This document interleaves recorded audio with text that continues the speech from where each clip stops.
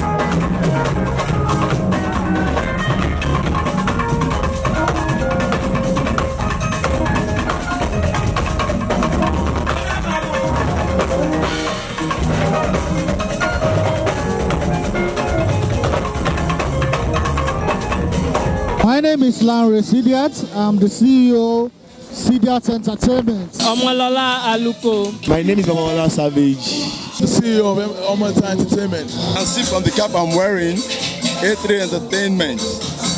It's called Igwe. You'll be wondering then how come the Yoruba man is called an Igwe.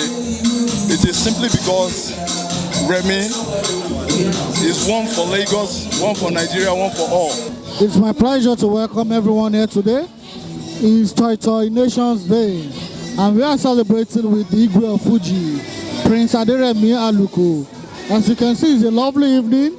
It's going to be great. We're going to have a lot of fun. I'm expecting tonight to be a good and wonderful night for everybody. Adigun, live on the red.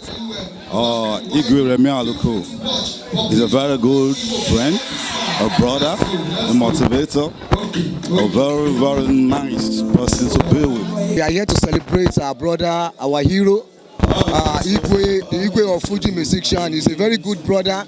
We have been with him for all this while and we'll always be with him. We love him so much. We want to apprehend him and to escalate him as a good musician that we have been hearing all these days. So tonight is going to be a night of fun.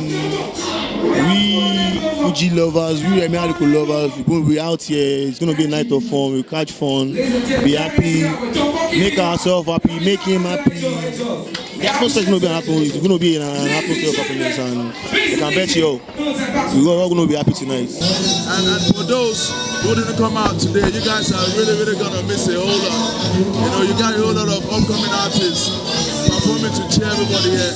We have a whole lot of known stars in the building, you know. If you are not here now, I hope you'll be there next year. Remi Aluko is an artist I love so much. He's my friend, he's my brother. We've been together for long, and I like his personality. I'm not surprised at the turn up of crowd here tonight. He's really very, very encouraging, and I'm going to look forward to a better out in 2020.